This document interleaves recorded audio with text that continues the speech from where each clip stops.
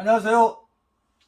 역사의 진실과 역사의 훼손 그 사이에서 고심하는 홍주인 뉴스 그러니까 전용식 그리하여 전용식 인사드립니다. 홍주인 뉴스가 그동안 한용운 선사와 유관순 그리고 백야 김자진 장군의 잘못되고 왜곡된 보도를 바로잡자는 그 취지에서 이렇게 방송을 하고 있는데요. 오늘 그러니까가 준비한 것은 역시 항일 독립운동사에 관한 내용입니다. 학교에서는 배울 수 없었던, 교과서에는 없는, 그저 입에서 입으로 전해 내려오는 거짓말 같은 사실, 그리고 진실. 어쩌면 내가 알고 있던 사실은 하나의 편견에 사로잡혀 있었던 것일 수도 있다. 편견의 사고를 깨치고 나와야 비로소 진실이 보이고 세상이 보인다. 홍주인 뉴스가 추구하는 저널리즘의 시작과 끝을 나타내는 말입니다. 그렇기에 오늘 저희 홍주인 뉴스가 전해드리고자 하는 내용은 어떠한 편협된 사고에서 취재한 내용이 아니라는 것, 그리고 어떠한 종교적 배타심에서 말씀드리는 것이 아니라는 것, 다시 한번 분명히 말씀드립니다. 그러한 철없는 분들은 간혹 숲은 보지 않고 나무만 보고 가지만 보고 판단하는 경우를 심심찮게 보는데요. 그러한 분들이 계시다면 이 방송 안 보시는 것이 정신건강에 좋습니다. 보지 마세요. 자, 그럼 본격적으로 시작하겠습니다. 제가 오늘 다룰 이야기는 일제강점기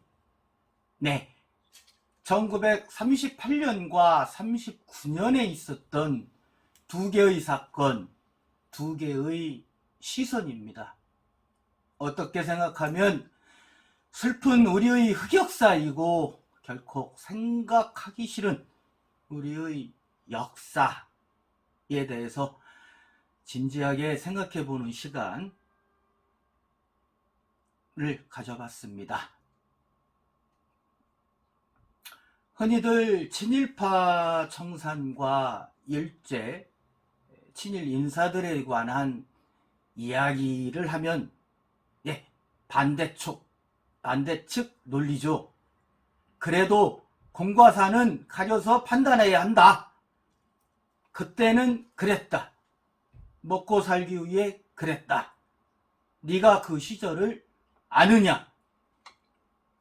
그렇기 때문에 제가 오늘 그 연장선상에서 이야기를 하려는 것입니다. 제가 일제강점기 1938년과 1939년에 있었던 두 개의 시선, 사건이라겠죠. 그렇습니다. 개신교와 여호와의 증인 이야기입니다. 개신교에서는 여호와의 증인을 이단이라 치부하고 있는, 저도 개인적으로는 여호와의 증인은 이단이다, 멀리해야 한다 라는 말을 많이 들었고 수없이 저희 집 초인종을 눌러댔지만 결코 눈길 한번 주지 않았었지요. 그렇기 때문에 지금 저는 결코 누가 옳고 그름을 말하는 것이 아닙니다. 제가 그들이 말하는 교리를 알겠습니까? 그렇다고 제가 삼위일체를 논하겠습니까? 단지 제가 말씀드리고자 하는 것은 일제강점기 친일행각을 하고 해방 후 반공의 깃발 아래 애국애족을 부르짖었던 변신의 귀재들, 작금이 현실에서도 부와 명예를 누리는 그들의 친일 행각에 붕괴하는 마음에 잊혀진 자랑스러운 항일 독립운동 등대사 사건을 다뤄보고자 하는 것입니다. 신념이 대가를 치를지라도 잊혀진 독립운동사 등대사 사건, 이름이 조금 이상하죠. 일본에서 처음 직역하는 바람에 영어를 해석하는 과정에서 등대사 이렇게 이름을 붙였다고 합니다. 자, 등대사 사건 아십니까, 여러분? 우리 독립운동사에 혹은 교과서에 등장하는 단어인가요? 바로 이거죠. 2000년 전에도 그랬고 지금도 끝없이 행해지고 있는 승자의 기록들, 승자가 독식하는 기록. 그렇기에 홍주인 뉴스, 그러니까 전용식입니다. 그리하여 전용식. 자, 일제강점기죠. 등대사 사건은 1939년 6월 28일에 일어난 사건입니다. 역사에는 한일투쟁이라고 기록되어 있습니다. 일부 언론과 일부에서는 일제강점기에 여호와의 증인이 탄압받은 것을 등대사 사건이라 부르는데요. 저는 일부러 억지로 헐뜯어 말을 한다라고 생각합니다. 왜 여호와의 증인 측에서는 정정보도 내지는 반론을 제기하지 않는지 이 부분 사실 이해가 되지 않습니다. 우리의 항일 독립전쟁사에서 독립운동가를 분류할 때 저들의 종교는 대종교이고 개신교이고 예전에 동학을 했었고 천주교 학생쟁이들이고 이렇게 분류합니까? 출신이 양반이었고 쌍놈이었고 이렇게 분류합니까? 그런데 왜 유독 여호와의 증인들은 그 숱하고 모진 고문 속에서도 자신의 신념을 버리지 않았는데 일제 경찰에 항거를 했는데 어찌하여 폄훼받는지 저 스스로 이 순간을 불어 반성하겠습니다. 그렇기 때문에 반드시 그 부분은 수정되어야 하고 인식의 전환이 필요하다. 분명히 말씀드리겠습니다. 제가 말씀드렸죠. 항일 독립사에 기록되어 있다고. 구체적으로 국사편찬위원회가 1993년도에 펴낸 한민족 독립운동사 자료집에 보면은 당시 투옥된 분들의 신상기록 카드가 있습니다. 그리고 1989년에 나온 한민족 독립운동사 5권, 일제의 식민통치, 여기에도 기록되어 있는데요. 당시 민경배 연세대 그 신학과 교수가 집필한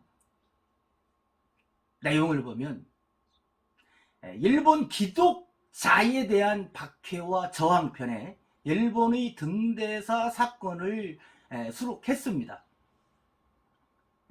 책의 본문 653쪽이죠.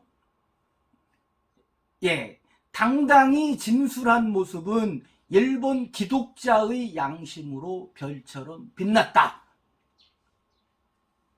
이렇게 일본의 그 등대사 사건은 비교적 상세히 나오는데 저희 한국의 등대사는 고작 한국 대만에서도 39명이 동시 검거됐다. 653조 같은 부분인데요. 같은 쪽에 이런 부분이 이렇게 아주 짧게 처리돼서 약간의 아쉬움이 있습니다.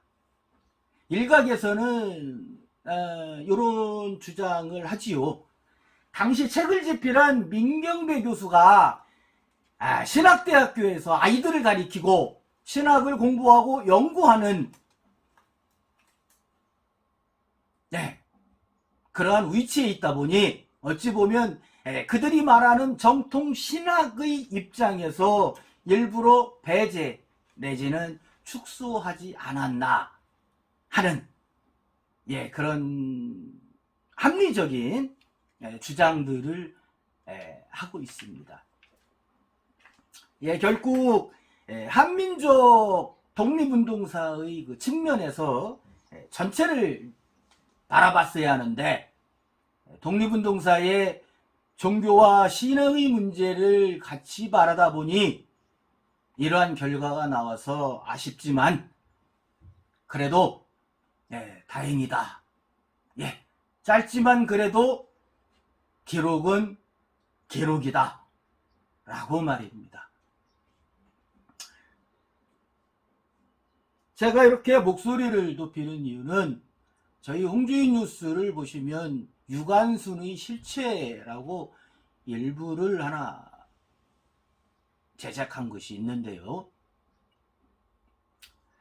자, 나이 어린 소녀가 태극기를 흔들며 만세를 부리고 안타까운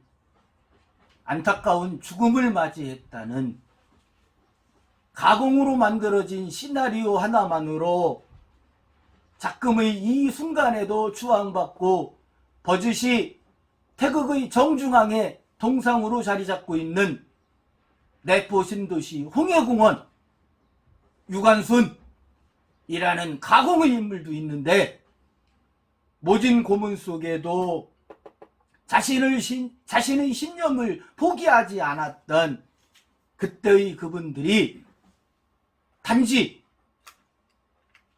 지금의 잣대로 여호와의 증인이야 라고 치부해서 매도하고 폄훼하고 소외시켜도 되는 것인지 여러분께 다시 한번 묻습니다.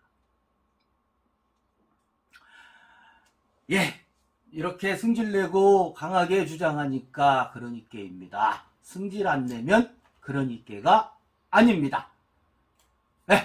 목에 칼이 들어와도 할 말은 하는 홍주인 뉴스, 오로지 직진만 합니다.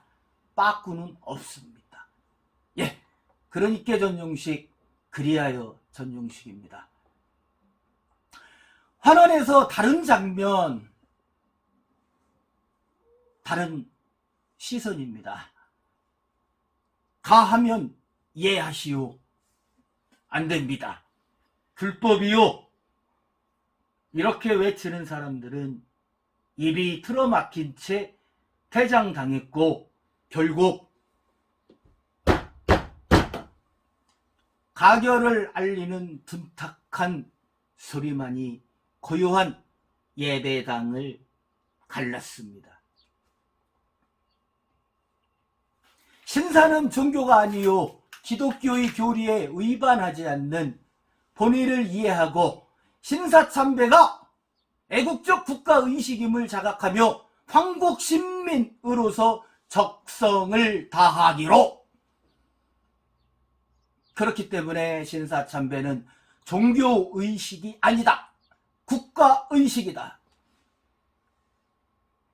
그분들은 이렇게 일본을 우리나라라고 인정을 했고 이후 그분들은 국방헌금, 일본군 의문금 모금을 결정하고 애국기라는 이름의 전투기 헌납까지 결의하고야만 합니다. 일제에 바쳐진 그 전투기의 이름, 조선 장로호, 장로교회, 참으로 부끄러운 한국 개신교의 빛나시고 부끄러운 역사가 아닐 수 없습니다. 반성하셔야 합니다. 역사와 민족 앞에 말입니다. 타 종교를 이단이라고 배척하려면은 자신들도 떳떳하고 지나간 일은 반성해야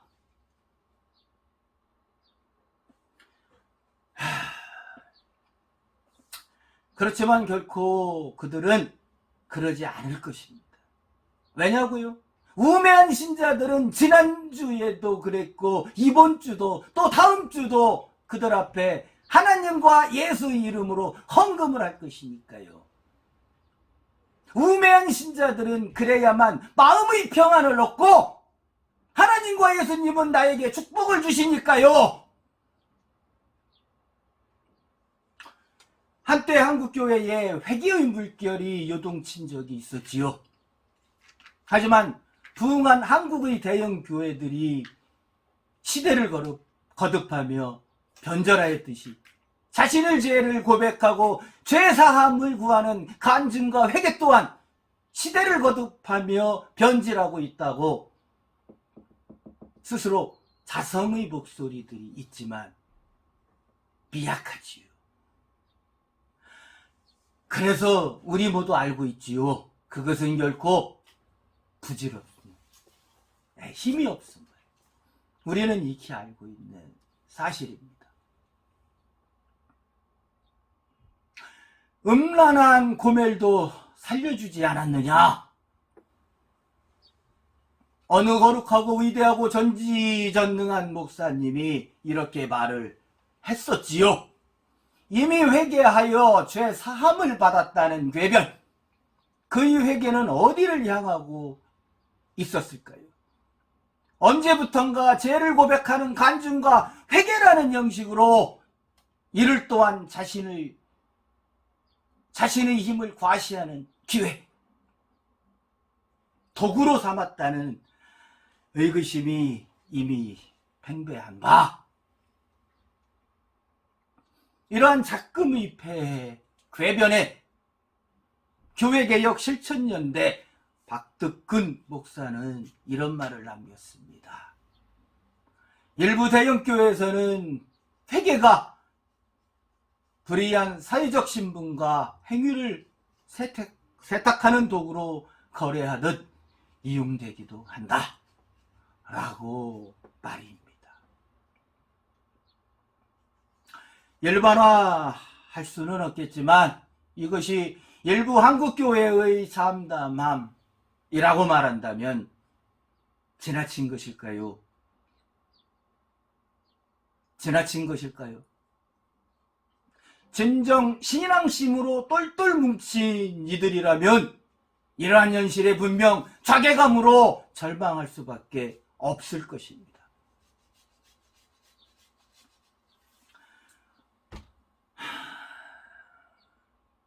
성서와 찬송가에 자주 등장하죠. 아골골짜기. 구약성서 여호수아서 7장에는 자신이 탐욕과 교만을 다스리지 못한 아간이라는 인물이 등장합니다. 아간은 죽음 끝에 죄를 실토하지만 그는 결코 용서받지 못했습니다. 네, 결코 용서받지 못했습니다. 홍주인 뉴스 그러니까 전용식, 그리하여 전용식입니다. 자, 본격적으로 등대사 사건에 대해서 깊이 들어가겠습니다. 1939년 6월 29일 일제경찰은 한국의 여호와의 증인 33명을 일제히 체포합니다. 그들이 전쟁 반대 사상을 유포하고 그렇기 때문에 치안유지법을 위반했다. 그리고 신사참배를 거부하는 불경죄를 저질렀다. 그래서 기소한다. 예. 1914년이죠. 여호와의 증인 선교사가 최초로 한반도에 상륙한 때가 말이죠. 예, 1914년입니다. 7년 전인 1932년 서울에서 열린 여호와의 증인 대회에 참석한 인원 45명 중에 대부분이 이때 39년 6월 29일 대부분이 구속되게 됩니다. 제가 여기서 말씀드리고자 하는 것은 민초들이 신사참배를 거부했다는 것입니다. 자, 당시 기록에 의하면 일제경찰은 1933년 6월 서울에서 5만 부, 그리고 9월 평양에서 3만 부의 여호와의 증인 전도서를 압수하는 등의 탄압을 이미 시작했는데요. 이유는 그것이죠. 신사참배를 거부하는 불경선인들. 다시 말씀드릴게요. 그 시설털은 일제강점기 어떤 강큰 사람들이 신사참배를 거부한단 말입니까? 어찌 보면 그렇게 무모했는지 저로서는 상상도 못할 일인 것 같습니다.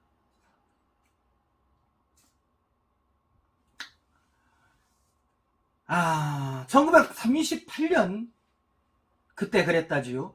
그 여호와의 증인 일본 지부 감독자로 한국과 대만까지 책임졌던 감독자 아카시 준소라는 사람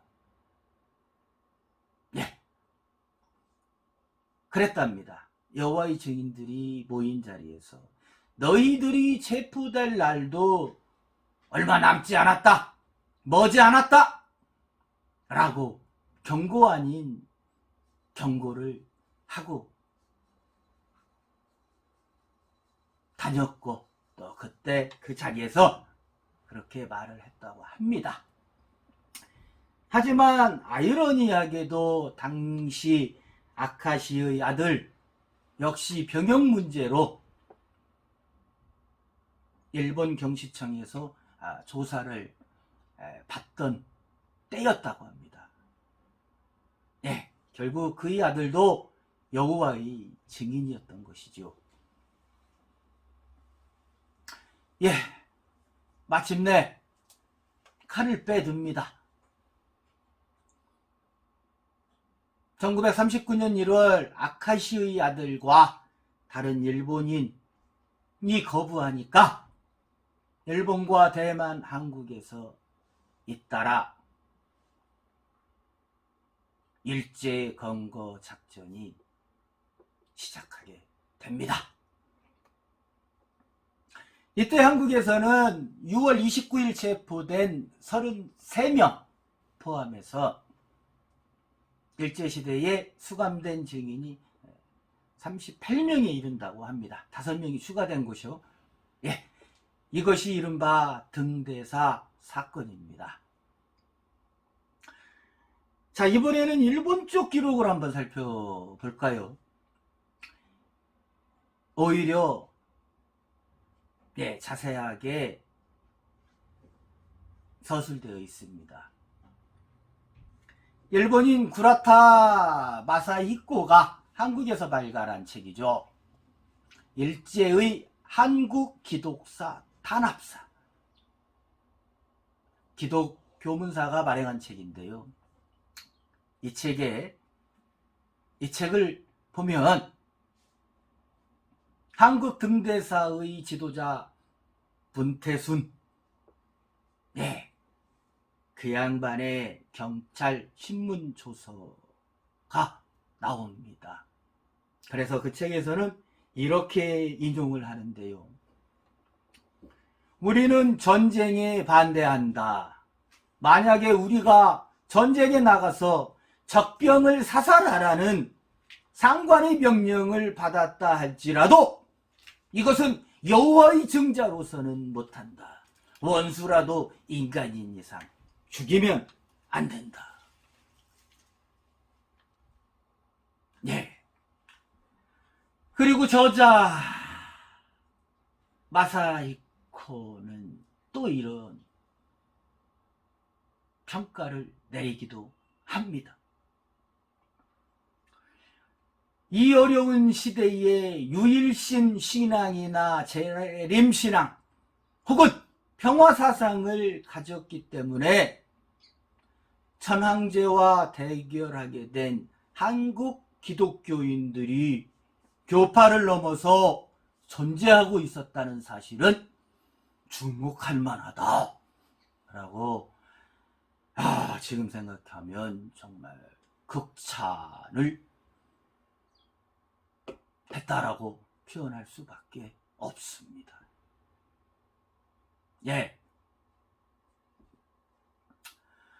제가 주지하는 바가 바로 이겁니다.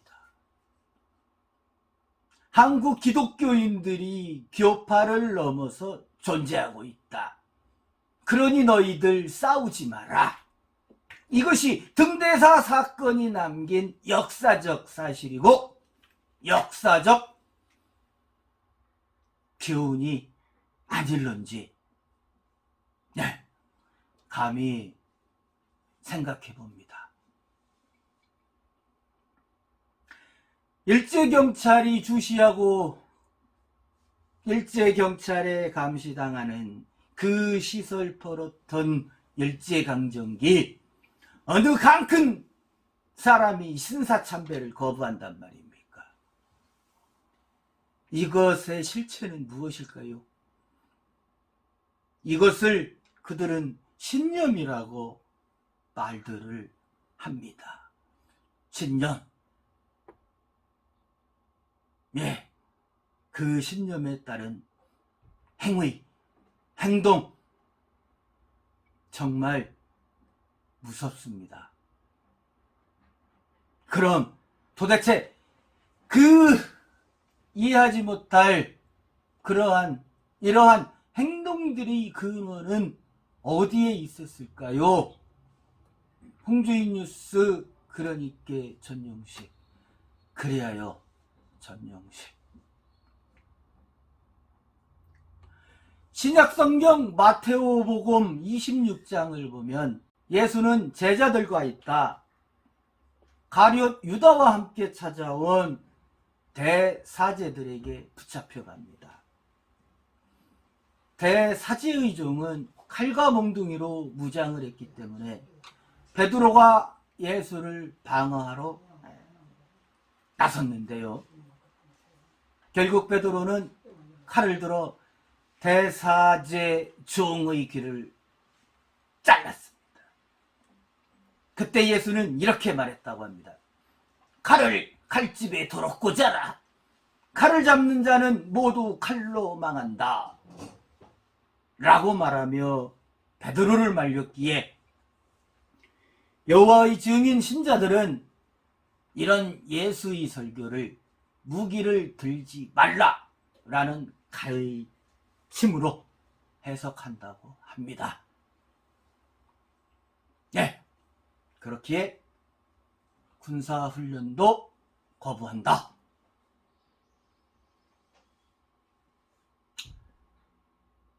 예, 잠시 지루하겠지만 여호와의 역사, 변천사, 고난사 한번 말씀드리겠습니다. 예, 여호와의 증인은 19세기 말 미국 펜실베니아 주에서 시작됐다고 합니다. 예, 여호와 하나님의 권능만 인정한다. 세속 권력의 군복무를 따르지 않는다. 선거에도 참여하지 않는다. 하지만 납세의 의무는 충실히 이행한다. 그렇기에 100여 년 역사 속에서 수많은 여호와의 증인이 감옥에 갔었습니다. 1, 2차 세계대전 때도 전쟁에 반대해 감옥에 갔고 나치 독일의 핍박이 가장 자목했던 나치당은 여호와의 증인 자체를 법률로 금지시키기도 했습니다. 네, 결국 유대인과 함께 강제 소용소로 보내줬고, 이러한 사람들은 독일에서 종전 때까지 2,500에서 5,000명의 신자가 죽었다고 합니다. 그리고 200여 명의 젊은 남자들이 군복무를 거부한 죄로 역시 사형을 당했다는 역사가 또렷이 기록하고 있습니다. 자, 당시 등대사 사건으로 일제의 감옥에 갇혔던 분들은 어찌 되었을까요? 유일한 생존자인 장순옥 할머니는 생전 한겨레 20일과의 인터뷰에서 그때의 끔찍한 순간들을 이렇게 남겼습니다. 서대문 영무소 고문이 가장 힘들었어. 아침마다 일왕이 있는 도쿄를 향해 절을 하는 동방요배를 강요당했는데 거부하면 한 손은 뒤로 다른 손은 어깨 너머로 넘겨서 수갑을 채우고 엎드려 절하는 자세를 시켰는데 이게 대포대제였어.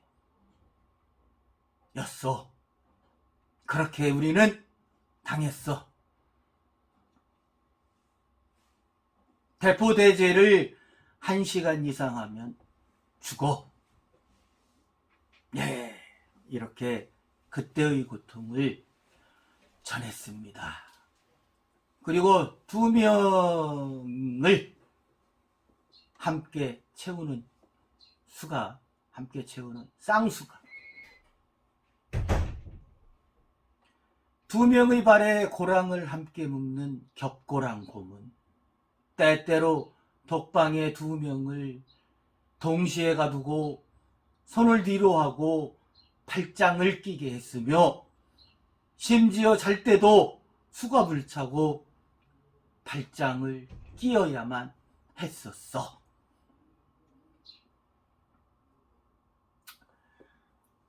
독방에 들어가면 죽어 나온다는데 밤에 자고 있으면 머리 푼 귀신들이 쭉 둘러서서 이제 그만 하겠다고 해라 그러는 거야. 나는 죽을 각오로 온 사람이야. 물러가! 소리쳤지. 독방에 핏자국도 있고 무서웠어.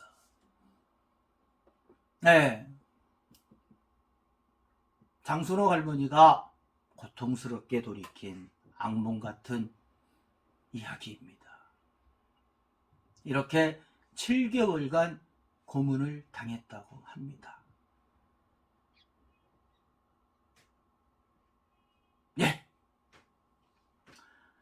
장순옥 할머니와 같은 이러한 분들이 진정한 독립운동가 다, 감히 이렇게 말씀드립니다.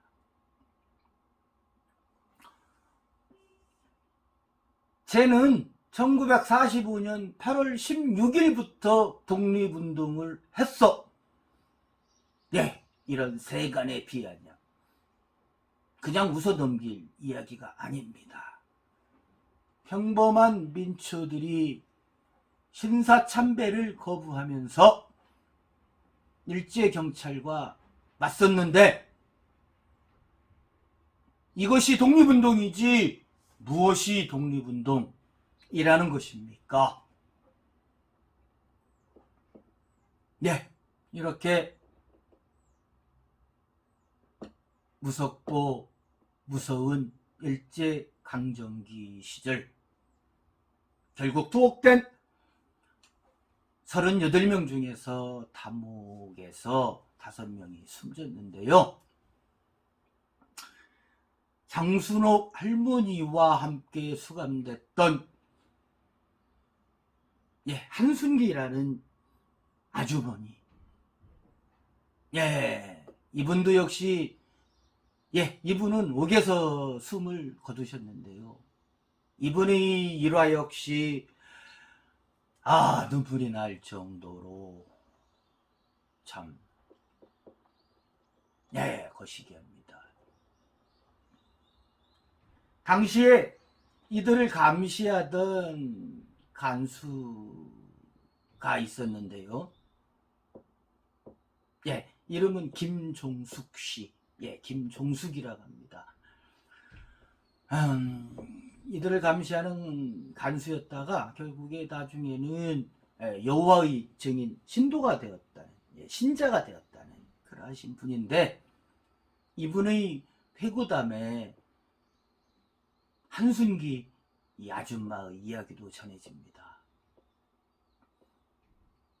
그 어머니 한순기는 죽어가면서도 수감돼 있던 아들에게 믿음을 지키라고 격려했다. 이렇게 말씀을 하셨었습니다. 홍주인 뉴스 그러니까 전용식, 그리하여 전용식, 오늘의 결론입니다. 1939년 등대사 사건은 민초들이 일제에 대항한 어마어마한 독립이었다. 그래서 자랑스럽다. 잊지 말다. 잊지 말자. 떳떳하다. 이제 역사의 재평가를 올바르게 받자. 이제는 신앙의 프레임에서 벗어나자. 라고 결론 내리겠습니다.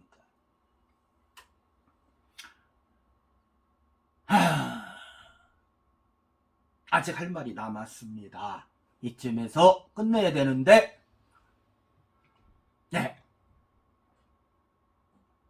요거를 쪼크라고 지금 하고 있습니다. 안 웃기지요?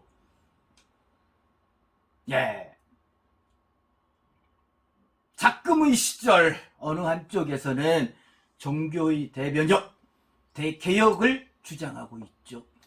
그만큼 종교개가 싸웠다는 것을 말하는데요. 대형교회의 세습 논란이나 코로나19 감염,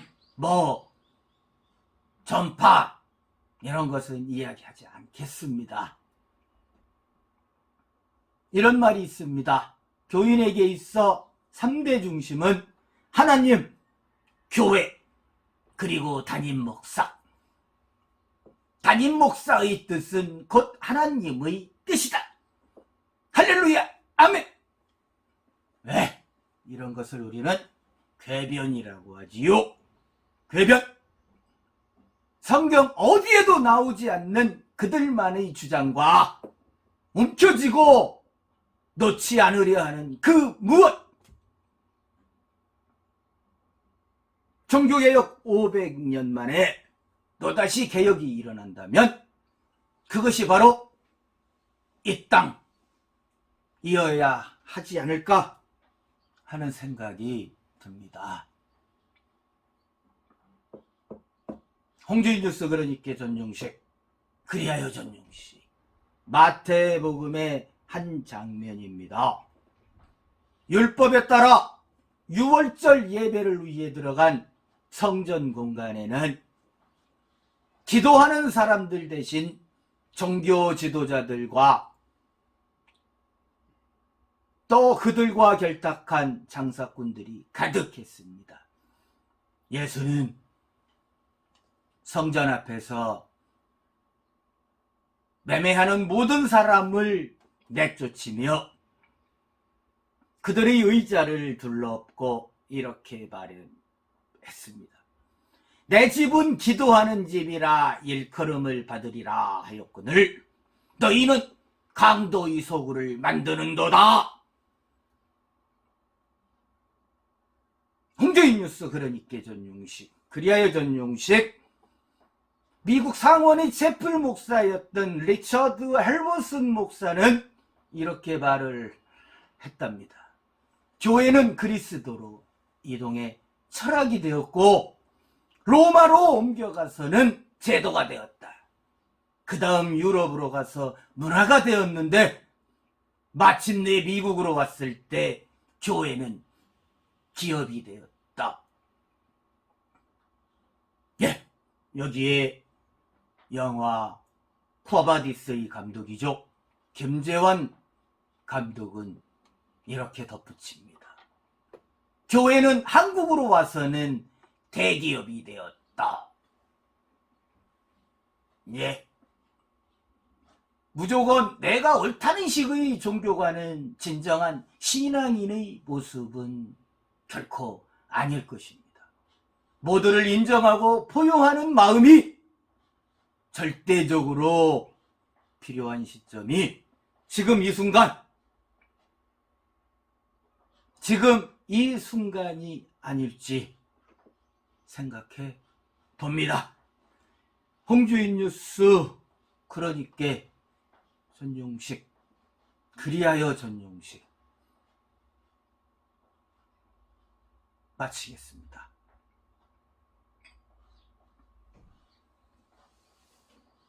아...